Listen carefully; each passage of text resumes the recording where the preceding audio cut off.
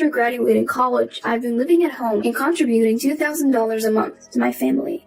My dad left us with a considerable amount of debt, so there was literally no income at home. I know my job, an hour's commute from home and with lots of overtime due to my responsibilities, is physically draining. I get it. I should move out and rent a place closer to work. But my mom, who claims to have menopause and migraines, refuses to work. Not only that, she can't even manage household chores. I had no choice but to take care of everything.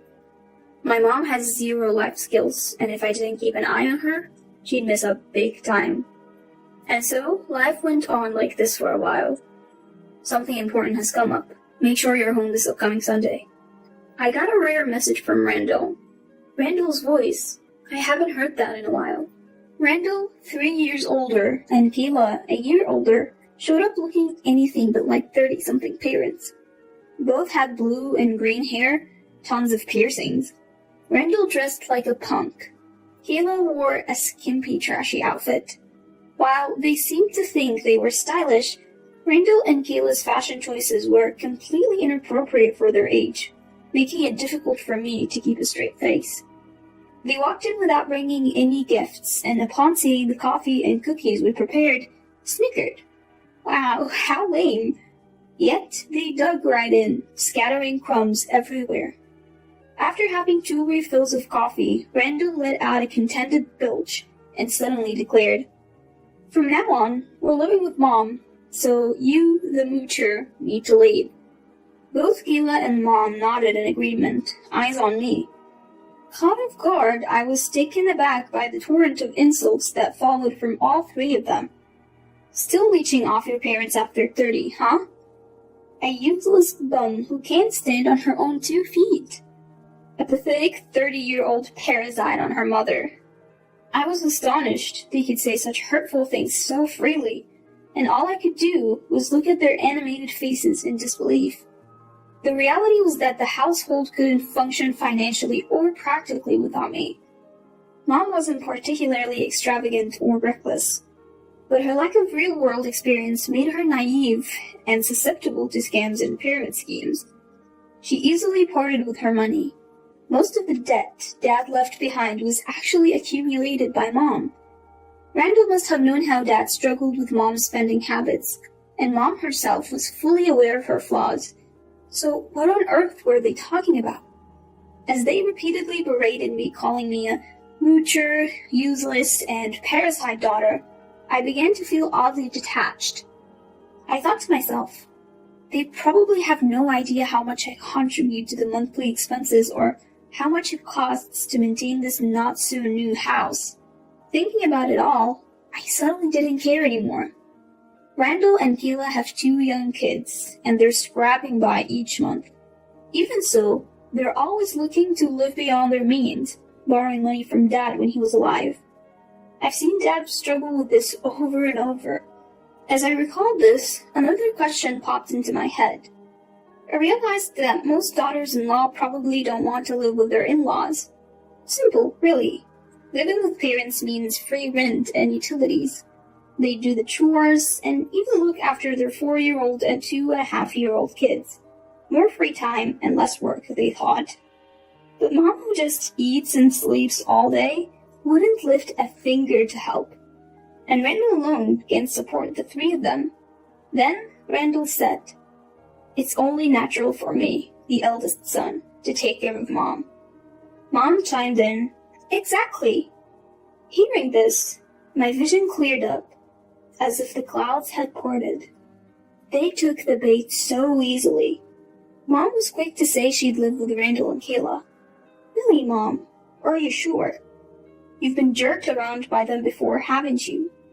When Randall sounds too good, it's usually bad news. Haven't you learned that by now? Despite Dad always warning you?" After Dad passed, I worked hard to support Mom, who wouldn't work herself. I also took care of the house, even when she faked being sick just to avoid chores. Randall was the darling child, while I was the servant. Randall barely graduated from a bottom-tier high school, but had a somewhat handsome face, so he became too proud and gave up at the first hurdle. Mom adored him to an absurd extent. I'd worked hard, earned my qualifications, and pursued the job I wanted. Mom couldn't care less. Experiencing such blatant differences time and time again, yet still hoping things might change, now seems utterly foolish. Enough is enough. I am done. There is no reason to tolerate this any longer. I'm leaving. Yes, that's what I'm gonna do. From their perspective, I'm useless after all.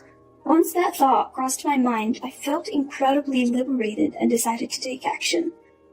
I get it. I muttered under my breath. Hearing my response, finally, you get it. They smirked. Useless people are always slow to understand. Mom and Randall exchanged sarcastic smiles.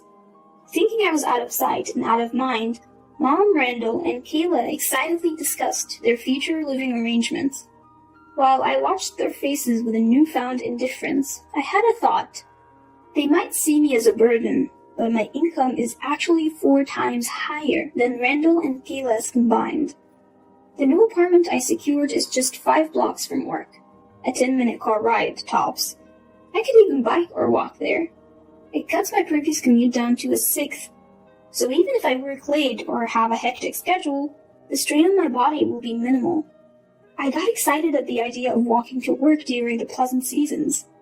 Since most of the money that used to go to my family will now go toward rent, I picked a spacious apartment with a large living room, a walk-in closet, and 2 bedrooms covering 400 square feet. I plan to use the 2nd bedroom as an office for when I bring work home. I upgraded to a faster computer and decked out my space with a large TV and bed that I couldn't have at my parents' home. When the time came to move, I loaded up all the appliances I had purchased with my own money into the moving truck. Seeing the confused expressions of Mom, Randall, and Kayla's faces almost made me burst out laughing. The refrigerator, microwave, oven, robotic vacuum, washer, and dryer. All of it was handy-picked by me from options recommended by a friend in the appliance industry to make my life easier while balancing work and chores. Why are you taking those appliances? They belong to this house! Kayla screamed hysterically. They're appliances I bought. I just left them here because I was living here. I replied with a composed smile. Kayla clenched her teeth with a cartoonish pout, glaring at me, but it didn't scare me at all. In fact, it seemed almost comedic. Leave them. We'll be in trouble without them. This time, Mom yelled. Why would you need them when you don't even do housework, Mom? Besides, if I'm getting kicked out, why would I leave behind things I bought? As I replied with an easy smile, Mom raised her voice even higher and snapped. Are you kidding me? You freeloader. Since when did our appliances become yours? Mom kept going on like that, but I said, I guess I'll be going now. Take care, everyone. I said my goodbyes and climbed into the passenger seat of the moving truck. As we drove away, their bewildered faces were a sight to behold, and it felt incredibly satisfying. You might think I'm a bad person, but after being taken advantage of for so long and then kicked out, a little schadenfreude seems fair. The next day in my new home, Randall called, furious. What did you do with the 2 cars we had? I'm driving one, and I sold the other, I casually replied. How could you do that? How will we get by? Give it back! He screamed. Hold on. Both cars were in my name. Why would I give it back?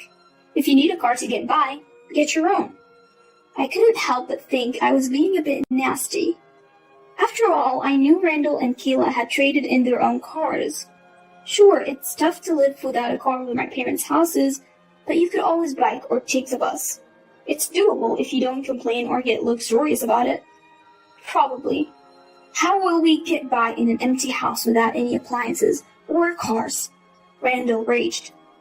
You can always buy what you need. You're working, aren't you? I responded and promptly hung up the phone. I didn't tell anyone my new address because I knew they'd come crying for help with other things too. In my new life, I welcomed a toy poodle, something I'd always wanted, and started living a peaceful, carefree life, just the 2 of us. Life without Mom, who relied on me for everything, is just a breeze. I realized how much of a burden it had been. Potty training my dog took some effort, but he's so smart and adorable. He learned sit, paw, lie down, and stay pretty quickly.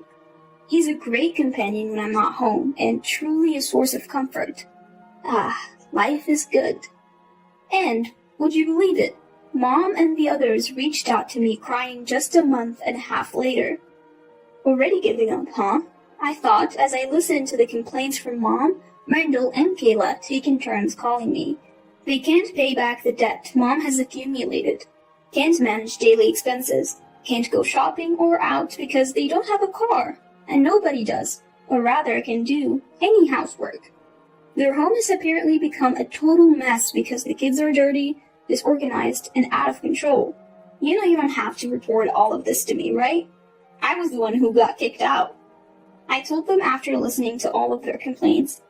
All three were like, come back, do the housework, contribute money. I calmly replied to each point. I can't afford that, living on my own. Stop asking for money from a useless moocher. I'm busy with work and might be relocating soon, so I can't come back. Figure it out, the three of you. What really left me dumbfounded during the conversation was learning that both Randall and Kayla had quit their jobs. Why did you quit? How did you plan to live without working? I asked. Turns out Randall and Kayla assumed Dad had left them an inheritance. What a shocker. Come on, I've told you this time and time again. Dad left us in the red. You could say it's a negative inheritance, you know? You keep freeloaders at home and Mom doesn't even work, so you must be hiding a fortune from me, right? Randall just kept going on with his assumptions, not listening to a word we said. So I finally told him, if you're so convinced, why don't you check Dad's account? When Randall and Kayla actually checked, they were stunned to find no inheritance. Still, they kept sending me messages like, help us, come back, do chores, I'm hungry, lend us money. I asked, you're going to pay it back, right? They were all left speechless. Turns out, they never intended to pay me back. They saw me as someone to exploit endlessly. Disappointing, really. I finally told them, I can't help you with anything anymore, so don't contact me. Goodbye.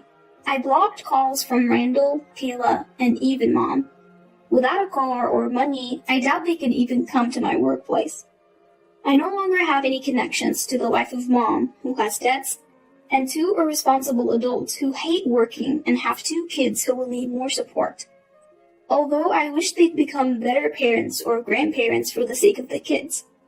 I doubt it will happen. People don't change that easily after all. I'm financially stable, but I have no intention of being exploited any longer or giving a single cent, as the love has also vanished. In fact, it looks like I'll actually be relocating for work. I'm going to be the head of a newly established branch for a new project, and might settle there long term. So I'm thinking of buying an apartment nearby. It's a bit suburban, so it looks like I'll be able to get a pretty spacious place. I'm excited. I plan to keep working hard and enjoy life, with my dog by my side.